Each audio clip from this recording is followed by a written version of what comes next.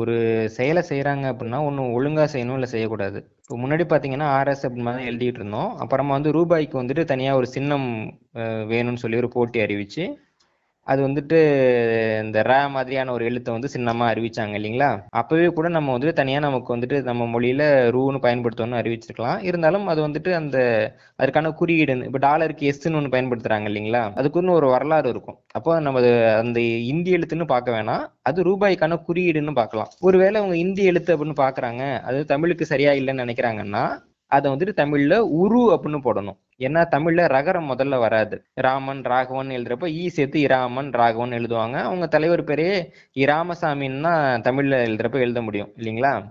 அப்போ பழைய ஆட்கள் வந்து நல்லா தமிழ் தெரிஞ்சவங்க எழுதுறப்போ உருபாய் அப்படின்னு எழுதுவாங்க. அது குறியீடு போறப்போ உரு அப்படின்னு அறிவிச்சிருந்தாங்கன்னா இன்னும் சரியாக இருந்திருக்கும். இப்ப இவங்களுக்கு வந்து இந்தி மேல இருக்கக்கூடிய ஒரு கோபத்துல அல்லது மத்திய அரசு மேல இருக்கக்கூடிய ஒரு சூழ்நிலை முரண்பாட்டால இவங்க பண்றாங்கன்னு தான் பார்க்க முடியுது. உண்மையிலே தமிழுக்கு பண்ணணும்னா அது எது சரியானது அப்படின்னு பார்த்து பண்ணியிருந்தாங்கன்னா நம்ம வாழ்த்தலாம், வேற ஒண்ணும் இல்ல. சார் இந்த ரூவோடைய ஆரிஜின் என்ன அப்படின்றத மட்டும் சொல்ல முடியுமா? இந்தியாவுக்குள்ள வந்து பாத்தீங்கன்னா ரூபாய்ன்னு இந்த நாணயத்துக்கு பேர் வச்சவர் ஷெர்ஷா சூரி அப்படிங்கிற ஒரு அரசர். அதாவது சூர் வம்சத்தை சேர்ந்த அரசர். இந்தியாவுல வந்துட்டு மிக குறைவான காலகட்டங்கள் ஆண்டுல ஆட்சி செய்த வம்சங்கள்ல சூர் வம்சமும் ஒண்ணு. ஷெர்ஷா சூரி தான் என்ன பண்றாருன்னா இந்திய ரூபாய்க்கு வந்து ரூபாய் அப்படின்னு பேர் வைக்கிறாரு. அவருக்கு பின்னாடி அக்பர் உள்பட பல பேரும் வந்துட்டு நிறைய சீர்திருத்தங்களை அவர்கிட்ட பின்பற்றாங்க. அதுல இதையும் விட்டுறாங்க. ஆங்கிலேயர்கள் வந்து இங்க வர்றப்ப பாத்தீங்க அப்படின்னா நிறைய ரூபாய் இருந்துச்சு. இப்ப சென்னையில இருந்தது வந்து ஆற்காடு ரூபாய் அப்படின்னு பேரு, சூரத்துல இருந்தது சூரத் ரூபாய்னு பேரு, அதே மாதிரி சிக்காவி ரூபாய், அந்த மாதிரி நிறைய ரூபாய் புழங்கிட்டு இருந்துச்சு. தமிழ்நாட்டுல இருந்த ஆற்காடு ரூபாய் அப்படிங்கிற ஒரு நாணயத்தினுடைய மதிப்பை பின்பற்றி தான் ஆங்கிலேயர்கள் வந்து இந்தியா முழுக்க ரூபாய் அப்படிங்கிற ஒரு நாணயத்தை அறிமுகப்படுத்தினாங்க.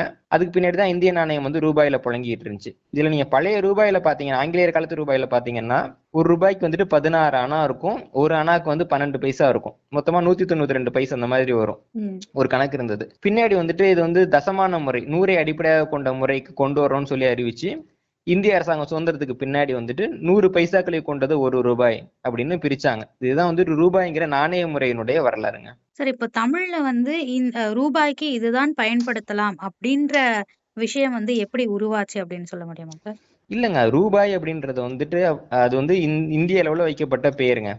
நம்ம வந்து அந்த பேர் வைக்கல. இன்னும் சொல்லணும்னா அந்த ரூபம் அப்படின்றது சமஸ்கிருத சொல் இல்லைங்களா.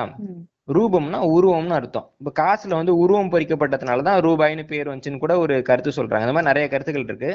ஆனா தமிழ் மொழியில வந்து ரூபாய்னு பேர் வைக்கல. தமிழ்நாட்டுல பாத்தீங்க அப்படின்னா காசு பணம் அப்படிங்கிற சொற்கள் தான் வந்துட்டு பணத்துக்கு புழங்கிட்டு இருந்தது. இப்ப சென்னை மாகாணமா இருந்தப்போ இங்க இருந்த நாணயங்கள்ல பாக்குறப்போ 1 பணம் 2 பணம் 5 பணம்ங்கிற நாணயம் புழங்கி இருக்கு. அதே மாதிரி வந்துட்டு காசுல பாத்தீங்கன்னா 2.5 காசு 5 காசு 10 காசு 20 காசு 40 காசு எல்லாம் புழங்குச்சு. இந்த காசுகள் எல்லாம் தமிழ்லயே எழுதியிருக்கும். 1 பணம் 2 பணம் 5 பணம்னு தமிழ்ல எழுதியிருக்கும். இது 2.5 காசு, இது 5 காசு, இது 10 காசு, இது 20 காசு, இது 40 காசுன்னு எழுதியிருக்கும். பின்னாடி இந்தியா முழுக்க ஒரே ஆட்சி வந்ததுனாலதான் ஆங்கிலேயர் காலகட்டத்துல வடக்குல வச்ச அந்த ரூபாய்ங்கிற பேரை நம்மளும் ஏத்துக்கிற மாதிரி ஆயிட்டு. இப்போ அதன் காரணமா நம்ம ஏத்துக்கிறப்ப என்ன பண்றோம்னா தமிழ் இலக்கணப்படி இப்ப ராமாயணம் எழுதுறாரு கம்பர்ன்றப்போ ராமருங்கிற பேரை வந்து அவர் மாத்த முடியாது. அப்புறம் என்ன பண்ணலாம்னா தமிழ் இலக்கணப்படி ராமன் அப்படின்னு எழுதலாம். சீதைங்கிற பேரை வந்து அவர் மாத்த முடியாது. பட் தமிழ் இலக்கணப்படி சீதம் அப்படின்னு அந்த பேரை அவர் மாத்தி எழுதியிருப்பாரு.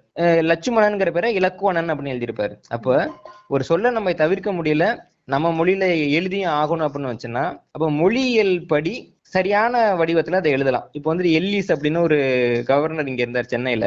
அவர் வந்து தமிழ் இலக்கணப்படி அவர் பேரை எப்படி எழுதுன்னு கேட்டுட்டு எல்லீசன் அப்படின்னு எழுதினாரு. இன்னைக்கு வரைக்கும் அது அந்த சான்றுகள்லாம் இருக்கு.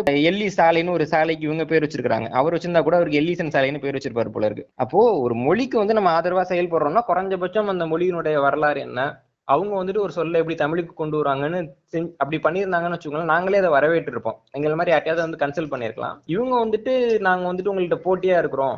ஏன்னா இப்ப இவங்க அந்த முறை வந்தப்போ பாத்தீங்கன்னா உதயகுமார் அப்படின்னு ஒருத்தவர், அவர் திமுகக்கு நெருங்கிய குடும்பத்தை சேர்ந்த ஒருத்தவர் தான் இப்ப இருக்கிற அந்த ரூபாய் சின்னத்தை வடிவமைச்சு கொடுத்தவரு. அப்பயே இவங்க சொல்லிருக்கலாம் இது வந்து தமிழ்ல இல்லையே அப்படின்ட்டு. அப்ப வந்து இவங்க அவரை பாராட்டினாங்க.